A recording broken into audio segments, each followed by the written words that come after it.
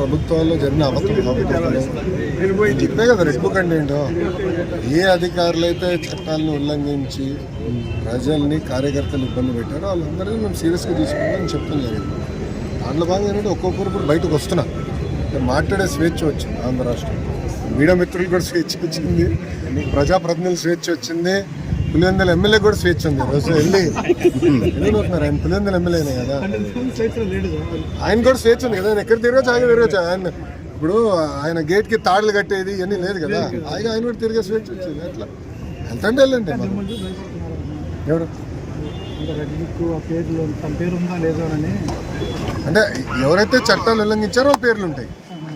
So చట్టాలు వాళ్ళు ఉల్లంఘించాలని భావిస్తే వాళ్ళ పేరు ఉన్నట్టు. సింపుల్ వాళ్ళు విన్నారు, వాళ్ళు సమస్య చేసుకోవాలి. అది ఏం జరిగింది ఏంటి ఎందుకు సీరియస్గా తీసుకోవాలి. ఇది వదిలిపెడతాం లోపస్ ప్రచారం. అందుకే ఫేక్ జగన్ పేరు పెట్టారు. జియో చూపించండి ఎక్కడ ఆరోగ్యశ్రీ చేస్తున్నాం, షోమియో అది కూడా చేయకూడదు. మేము కావాలని ఫేక్ ప్రచారం చేస్తూ ఉంటాం. అది వాళ్ళకి అలవాటు.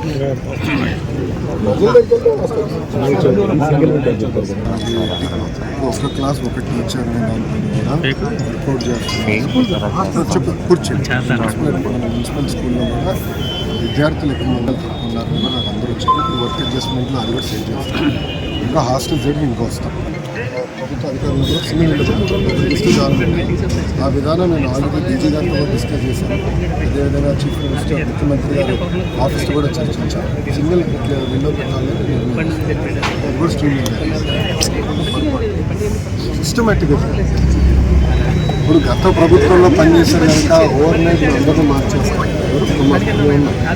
విద్యాశాఖ, education secretary, school education secretary, commissioner కొత్త, board of intermediate education madam అందరు కొత్త. లేదంటే సిస్టమ్ వెళ్ళి దారిలో పెట్టిన టైం పడుతుంది. గతంలో కొన్ని నిర్ణయాలు తీసుకున్నారు ప్రభుత్వం.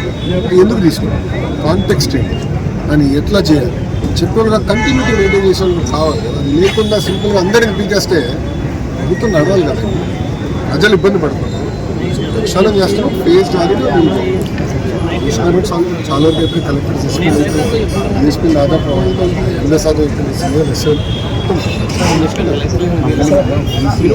కొత్త పాఠశాలలో అందించే బాధ్యత ఒక విద్యాశాఖ మంత్రిగా నేను తీసుకుంటా. నేను మా అధికారులు ఒకటి చెప్పిన, ఆంధ్ర రాష్ట్రంలో లక్ష్యంగా పెట్టుకున్నాం. ఆటోమేటిక్గా మనం ఇంప్రూవ్ చేస్తే ప్రాబ్లం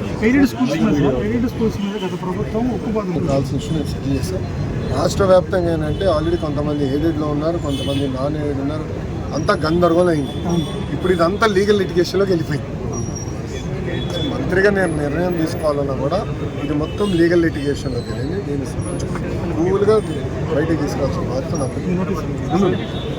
నేనే పోరాడే కదా అప్పుడు అనంతపూర్కి వెళ్ళి వ్యవస్థని మీరు చేస్తాం కరెక్ట్ కాదు పోరాడిన వ్యక్తి నేనే కదా.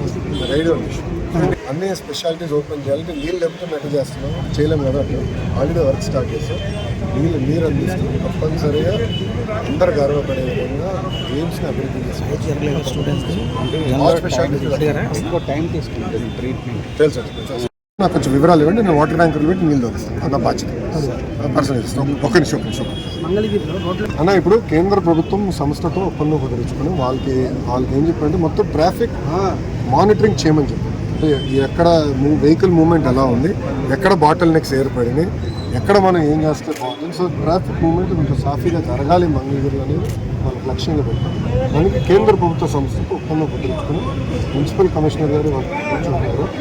కూర్చుని అది ఎట్లా టేకప్ చేయాలో ఫుల్ టేకప్. అభివృద్ధి స్టార్ట్ అయింది.